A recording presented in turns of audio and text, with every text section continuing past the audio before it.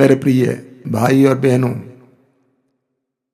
आज हम एक महान पर्व मनाते हैं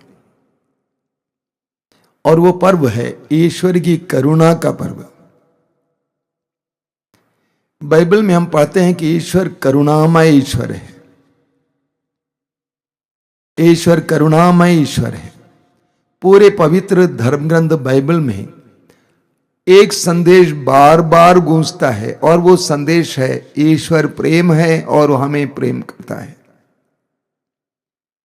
बाइबल के पहले पन्ने से लेकर अंतिम पन्ने तक प्रत्यक्ष रूप से या परोक्ष रूप से एक संदेश गूंजता है। वो संदेश है कि ईश्वर प्रेम है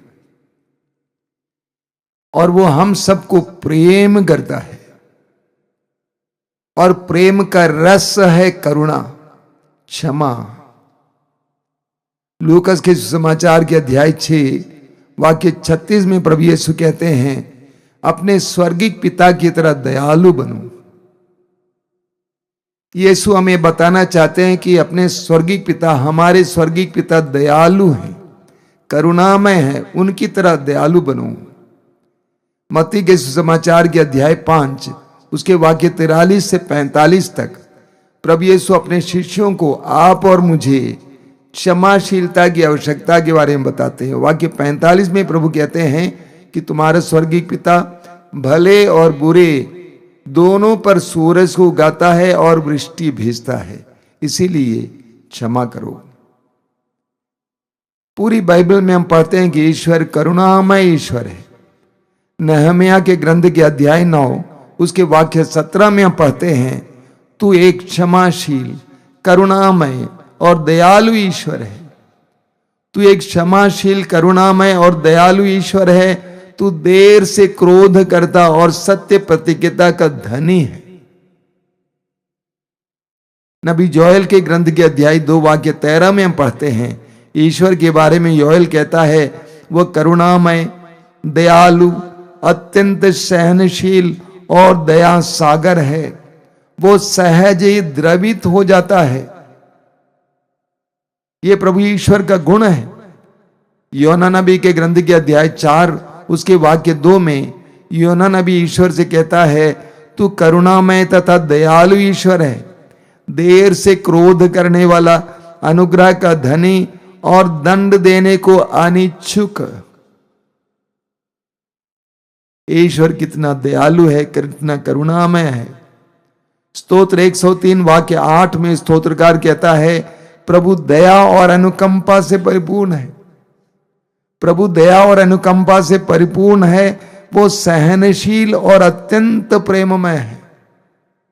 ठीक इसी तरह स्तोत्र 116 में उसके वाक्य 5 में भी स्तोत्रकार कहता है कि ईश्वर करुणा का सागर है। देखिए, हम ईश्वर के प्रेम को समझ नहीं पाते हैं। वास्तव में हमारे अनुभव और हमारी बुद्धि ईश्वर के प्रेम की गहराई और ऊंचाई को परख नहीं पाती। स्तोत्र 103 उसके वाक्य 11 में स्तोत्रकार कहता है, आकाश पृथ्वी के ऊपर जितना ऊंचा है उतना महान है अपने भक्तों के प्रति ईश्वर का प्रेम। आकाश पृथ्वी के ऊपर जितना ऊंचा है उतना महान है अपने भक्तों के प्रति ईश्वर का प्रेम। हम अपने प्रतिदिन के प्रेम के अनुभव के तर्ज पर ईश्वर के प्रेम को देखने का प्रयास करते हैं। इसीलिए उस प्रेम को हम भांप नहीं पाते हैं, नाप नहीं पाते, समझ नहीं पाते हैं। जरा देखिए, लूकस के सुसमाचार के अध्याय 15 को उठाइए। वहां पे प्रभु यीशु 3 दृष्टांत सुनाते हैं जो हृदय स्पर्शी। पहला दृष्टांत है एक भेड़ के बारे में जो खो गई थी। एक आदमी अपने 99 भेड़ों को एक जगह पे छोड़कर एक खोई हुई भेड़ के खोज में चला जाता है और उसको पाने पर अपने कंधे पे बैठाता है, घर आकर आनंद मनाता है। 99 भेड़ों को एक भेड़ के लिए छोड़ देता है। समझ नहीं पाते हम क्या करते, हम सोचते एक ही तो खो गया है, जाने दो, 99 सुरक्षित है, उसको लेके घर जाते हैं। लेकिन ईश्वर के प्रेम का वर्णन करते हुए प्रभु यीशु एक दृष्टांत सुनाते हैं कि 99 भेड़ों को एक जगह छोड़कर एक भेड़ की खोज में चला जाता है। ठीक उसी तरह उस नारी के बारे में उस अध्याय में बताया गया है जिसके 10 सिक्के थे। 10 सिक्कों में एक सिक्का खो गया। वो पूरे घर को झाड़ती है, बुहारती है, खोजती है, वो सिक्का मिल जाता है। वो आनंद मनाती है, त्योहार की तरह मनाती है। एक सिक्के के दाम से ज्यादा वो खर्च करती है। हम ईश्वर के प्रेम को समझ नहीं पाते हैं। उसी अध्याय में उड़ाऊ पुत्र का दृष्टांत है। वो लड़का जो अपने स्वेच्छा से पिता से अपनी संपत्ति का हिस्सा लेकर परदेश जाता है, उड़ा देता है, वापस आ जाता है। उसका पिता उसको स्वीकार करता है, स्वागत करता है, उसके स्वागत में समारोह मनाता है। यह ईश्वर के प्रेम के बारे में यीशु का वर्णन है। और यह प्रेम हमारी बुद्धि से परे है। हम कैसे होते हैं?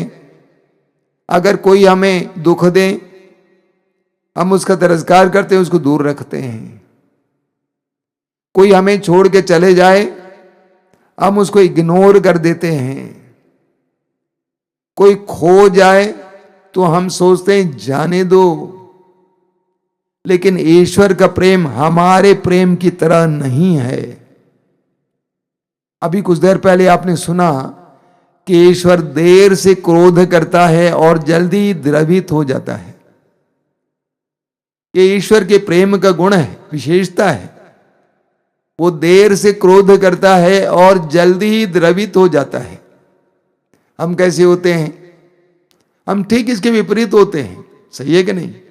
हम जल्दी क्रोध करते हैं और बड़े देर से द्रवित हो जाते हैं। कितना समझाने पर द्रवित होते हैं, कई वर्षों के बाद द्रवित हो जाते हैं, क्षमा करने को तैयार हो जाते हैं। लेकिन ईश्वर के बारे में वचन में आपने सुना, वो देर से क्रोध करता है और जल्दी द्रवित हो जाता है। ये सच्चे प्रेम की बात है। जिस तरह अच्छी मोमबत्ती जल्दी द्रवित हो जाती है, जल्दी गल जाती है, उसी तरह ईश्वर का प्रेम सच्चा प्रेम है और वो जल्दी द्रवित हो जाता है। नबी योना के ग्रंथ के अध्याय 3 वाक्य 10 में हम पढ़ेंगे कि ईश्वर निनवे के लोगों को देखकर द्रवित हो जाता है। ध्यान दीजिएगा, ईश्वर ने योना नबी को निनवे भेजा था, यह कहकर कि वो नगर पाप से भर गया है, मैं उसको नष्ट करने जा रहा हूं। ऐसे निनवे नगर के लोग जब अपने पाप के लिए पश्चाताप करते हैं, उपवास करते हैं, ईश्वर की दुआएं करते हैं, वे ही पापी ईश्वर की नजर में बहुत प्रिय हो जाते हैं। उनके पश्चाताप को देखकर, उनके उपवास को देखकर, उनकी प्रार्थना को देखकर ईश्वर द्रवित हो जाता है। स्तोत्रकार कहता है, स्तोत्र 51 उसके वाक्य 19 में, तू पश्चातापी और दीनहीन हृदय का तिरस्कार नहीं कर सकता। तू पश्चातापी और दीनहीन हृदय का तिरस्कार नहीं कर सकता। जोएल के ग्रंथ के अध्याय 2 वाक्य 13 और 14 में भी यह बताया जाता है कि ईश्वर द्रवित हो जाता है। ईश्वर द्रवित हो जाता है। उसका प्रेम इतना सरल है, मोम की तरह पिघलता है। निर्गमन ग्रंथ के अध्याय 3 वाक्य 7 में हम पढ़ेंगे, इस्राएली जनता, ईश्वर की चुनी हुई जनता मिस्र देश में गुलामी की जिंदगी जी रही थी। ईश्वर ने मूसा से कहा कि मैंने अपनी जनता की दयनीय दशा देखी है, मैंने अपनी जनता की दयनीय दशा देखी है। अत्याचारियों से मुक्ति के लिए उनकी पुकार को मैंने सुना है। हमारा ईश्वर एक ऐसा ईश्वर है। राजाओं के दूसरे ग्रंथ के अध्याय 20 में हमें 19-20 में हमें राजा हेजेकिया के बारे में पढ़ने को मिलता है। यूदा का राजा हेजेकिया ईश्वर के प्रति वफादार था, लेकिन वो मरने वाला था। एशियास नबी के द्वारा ईश्वर ने यह संदेश हेजेकिया को सुनाया, तो ऐसे किया, रोने लगा, दीवार को पकड़कर वो रोने लगा एक नन्हे बालक की तरह, और ईश्वर को याद दिलाया कि मैं आपके प्रति, तेरे प्रति वफादार रहा और मेरे साथ तू क्या कर रहा है। ईश्वर को दया आई और इस्यास नबी के द्वारा ईश्वर ने फिर संदेश सुनाया, तुम अभी नहीं मरोगे, मैं तुमको 15 साल का समय दे रहा हूं। ईश्वर दयालु है, करुणामय है।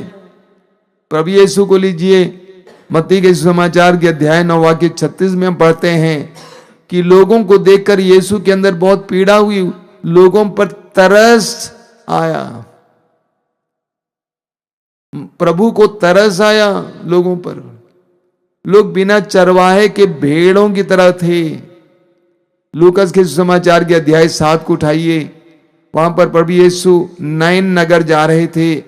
नगर प्रवेश करते समय उन्होंने देखा कि कुछ लोग एक लाश को ढोके जा रहे थे बाहर दफन करने के लिए। लोगों ने कहा कि यह एक विधवा का एकमात्र बेटा है।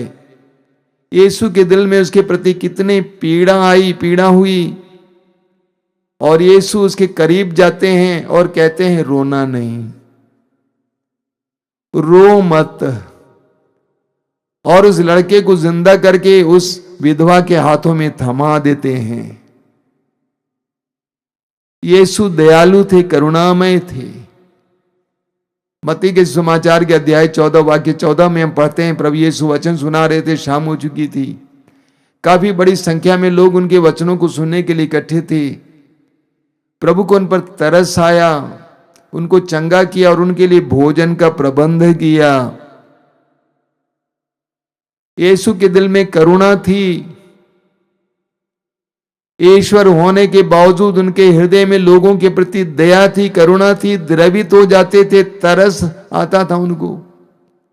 योहन के सुसमाचार के अध्याय 11 वाक्य 35 में पढ़ते हैं, प्रभु यीशु लाजरुस की कब्र के सामने खड़े थे और प्रभु को बहुत दया आई, बहुत पीड़ा हुई, क्योंकि यीशु लाजरुस और उसकी दोनों बहनें मार्था और मरियम को प्रेम करते थे।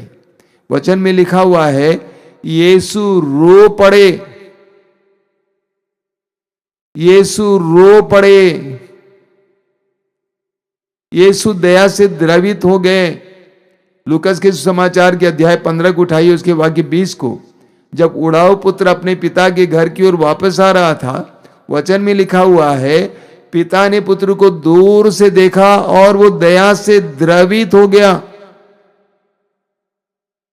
बेटे को दूर से देखा और वो दया से द्रवित हो गया। ये कोई घटना नहीं, एक दृष्टांत है। और इस दृष्टांत के द्वारा प्रभु यीशु हमें बताना चाहते हैं कि ईश्वर कितना दयालु है, कितना करुणामय है। अभी अभी मैंने जो कुछ बताया, ये सब प्रेम की खूबी है, सच्चे और अनंत और सीमा रहित प्रेम की खूबी। जहां प्रेम है वहां करुणा है, जहां प्रेम है वहां करुणा है। कुछ साल पहले मैं बाहर एक कार्यक्रम के लिए गया हुआ था और उस समय बनारस की एक बहन ने मुझे फोन किया। रात का समय था, करीब 10 बजे। उसने कहा कि स्वामी जी क्या करें, हम लोग अंदर हैं, हमारा बेटा बहुत ज्यादा शराब पी के बाहर आके खड़ा है, तोड़फोड़ कर रहा है, हम क्या करें। बार बार फोन कर रही थी। मैंने कहा कि पुलिस बुलाओ। आधे घंटे के बाद मैंने उसको फोन किया, पूछा कि क्या हुआ, क्या तुमने पुलिस बुलाया। उसने क्या कहा मालूम, उसने कहा, कैसे बुलाएंगे स्वामी जी, मेरा बेटा ना है, मेरा बेटा ना है। जहां प्रेम है वहां करुणा है, और जहां प्रेम नहीं है वहां हृदय की कठोरता है। प्रेम के अभाव में हमारा हृदय कठोर बन जाता है। अभी कुछ दिन पहले एक युवती मेरे पास आई थी, काफी पीड़ा में थी, परेशानी में थी, पढ़ी लिखी थी, शादीशुदा थी। उसके दिल में अपने पति के प्रति बहुत ज्यादा क्रोध था। मैं उसके लिए प्रार्थना करते जा रहा था। अक्सर प्रार्थना के दौरान लोगों की आंखों से आंसू गिरते हैं, लेकिन इस लड़की के आंखों से एक बूंद भी आंसू नहीं गिरा। मैंने कहा, बेटा तुम्हारा हृदय बहुत कठोर है। जहां प्रेम नहीं है वहां कठोरता है, हृदय की कठोरता है। प्रभु ईश्वर का हृदय करुणा से भरा हुआ है। आज कैथोलिक कलीसिया में एक प्रार्थना बहुत ही प्रचलित हो गई है और वो प्रार्थना है करुणा की माला विनती। विश्वासी हर रोज दोपहर के 3 बजे या प्रातः 3 बजे करुणा की माला विनती बोलते हैं। ये करुणा की माला विनती मैं सोचता हूं रोजरी माला विनती के बाद सबसे प्रचलित प्रार्थना है और इसके प्रचलन के लिए प्रभु ने हमें भी इस्तेमाल किया है। कोरोना काल से मातृधाम आश्रम से करुणा माला विनती रोज प्रसारित होती है, तो हजारों की संख्या में लोग हमारे साथ जुड़ गए हैं और इस प्रार्थना के साथ जुड़ गए हैं। मैं सोचता हूं रोजरी माला विनती के बाद सबसे प्रचलित प्रार्थना यह है। यह प्रार्थना शुरू हुई थी कब से? 22 फरवरी 1931 को पोलैंड देश के एक सिस्टर है जिनका नाम है सिस्टर फॉस्टीना, उनको प्रभु यीशु ने दर्शन दिया। आज वो संत घोषित की गई है। सिस्टर फॉस्टीना को प्रभु ने दर्शन दिया। दर्शन में प्रभु यीशु ने उसको एक तस्वीर दिखाई, यीशु की तस्वीर, जिसके हृदय से, यीशु के हृदय से एक तरफ से पानी बह रहा है, दूसरी तरफ से रक्त बह रहा है। ये ईश्वर की करुणा का प्रतीक है। प्रभु ने उनसे कहा कि तुम ये तस्वीर बनवाओ और इस प्रार्थना को प्रचलित कराओ। उस समय से करुणा की माला विनती प्रचलित हो गई। प्रभु ने बार बार संत फौस्तीना को दर्शन दिया। दर्शन में एक बात कहा करते थे प्रभु कहते थे कि मानव जाति ईश्वर की करुणा पर विश्वास नहीं करती है। मानव जाति ईश्वर की करुणा पर विश्वास नहीं करती है, एक सच्चाई है। अभी कुछ दिन पहले एक भाई मेरे कमरे में आए, कभी परेशानियों में हैं और आश्रम में कुछ दिन रहने के लिए आए। बातचीत के दौरान उन्होंने कहा, मैंने समय को गंभीरतापूर्वक लिया है क्योंकि मैं सोचता हूं कि यह ईश्वर की ओर से मेरे लिए अंतिम चांस है, अंतिम मौका है। मैंने पूछा ऐसा क्यों? मैंने कहा कोई अंतिम मौका नाम की चीज होती ही नहीं है। ईश्वर हमें ताजा मौका देता है। प्रभु यीशु क्रूस पर लटके हुए थे, उनके एक तरफ एक डाकू लटका हुआ था। जीवन के अंतिम पल में उसने एहसास किया कि हमने जो किया है वो गलत है और यीशु से कहा कि जब आप अपने राज में होंगे मुझे भी याद करना। यीशु ने तुरंत कहा, मैं सच सच कहता हूं आज ही तुम मेरे साथ परलोक में होगे। हम लोग अक्सर सोचते हैं कि लास्ट चांस है, अंतिम मौका है। हम अपनी तरह ईश्वर को देखते हैं। हम भी इसी तरह कहते हैं, लोगों से कहते हैं आखिरी मौका है, संभल जाओ वरना। हम लोगों के प्रति जैसे व्यवहार करते हैं उसी तरह हम सोचते हैं ईश्वर है। ईश्वर के लिए कोई अंतिम मौका नहीं होता, अंतिम चांस नहीं होता है। हर पल मौका देते हैं। प्रभु यीशु ने पेतरू से क्या कहा?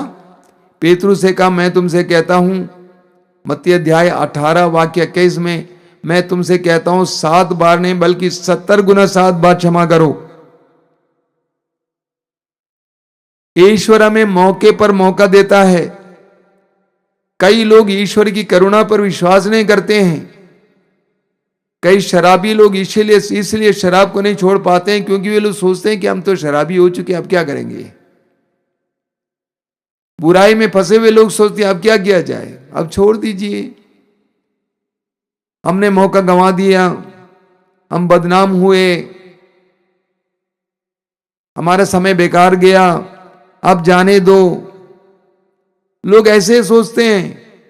लोग अपने मानवीय ढंग से ईश्वर को देखते हैं और इसीलिए कि वो दूसरों को मौका देता है, क्षमा करने के लिए मौका देता है, दूसरों को क्षमा करने को तैयार नहीं, दूसरों के प्रति करुणामय नहीं है, इसीलिए वो सोचता है ईश्वर भी मेरे साथ ऐसा ही व्यवहार करता होगा।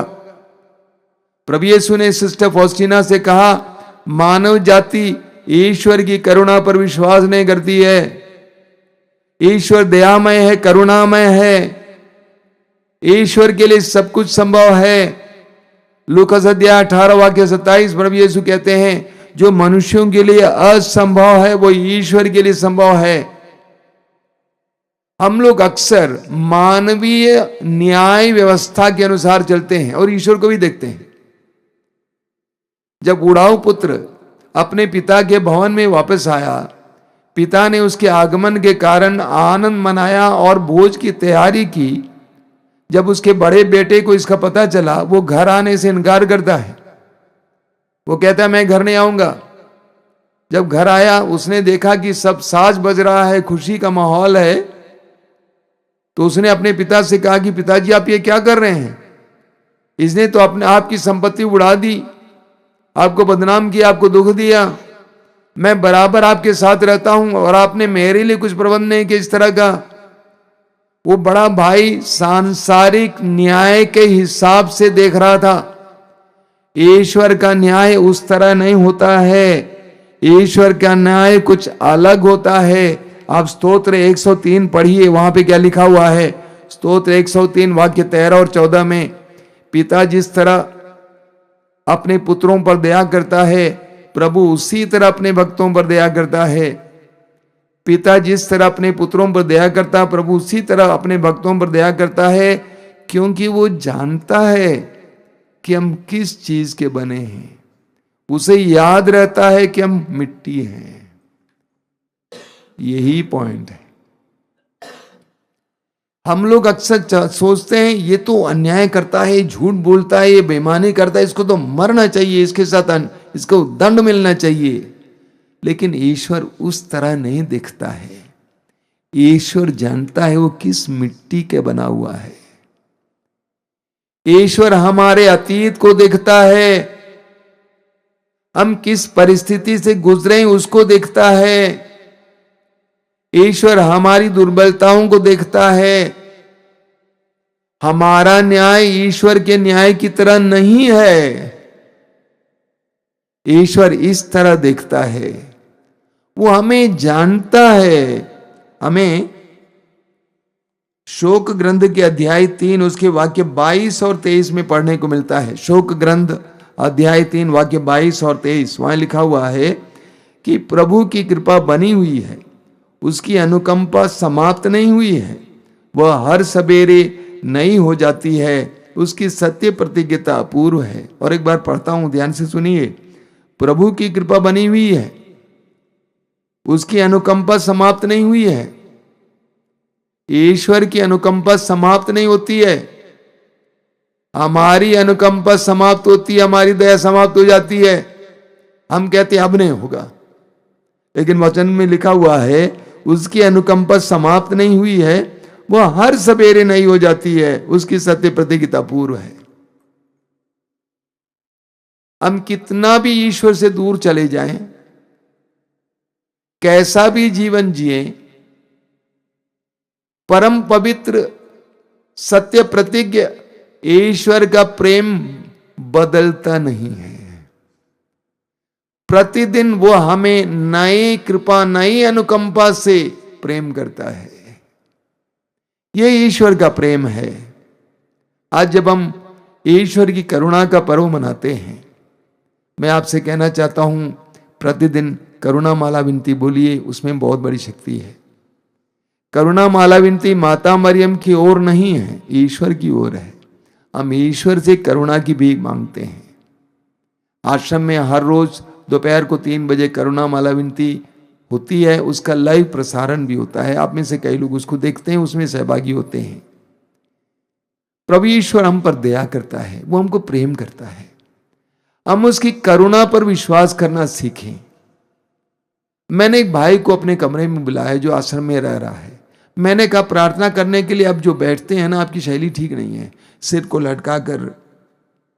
ये सिर को लटकाने का मतलब ही है कि आपके अंदर बहुत ज्यादा हीन भावना है, दोष भावना है, आप अपने आप को कोस रहे हैं।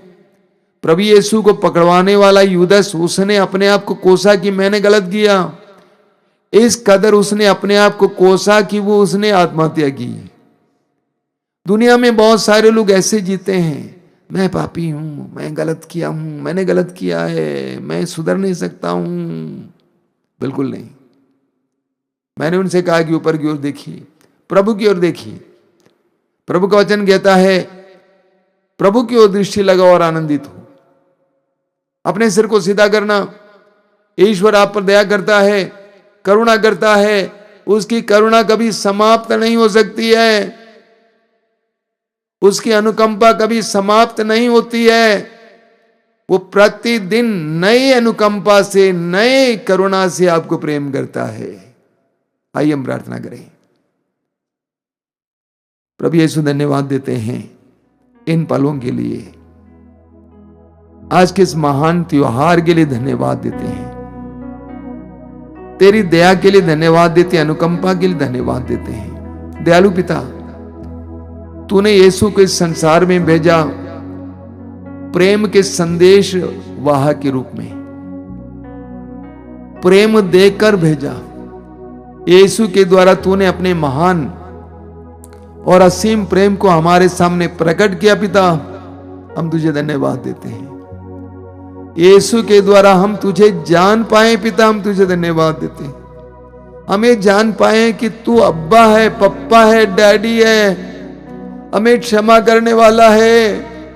धन्यवाद पिता, धन्यवाद। हमें इस करुणा पर भरोसा रखने के लिए कृपा देना। हम कितना भी भटक जाएं, हम कितना भी टूट जाएं, तेरी करुणा पर भरोसा रखने के लिए कृपा देना पिता। दयालु पिता, प्रभु यीशु के नाम पर इस समय इन वचनों को सुनने वाले एक एक भाई बहन को विश्वास का वरदान देना, तेरी और अपनी आंखें उठाने का वरदान देना। हमारी प्रार्थना को ग्रहण कर। आमीन।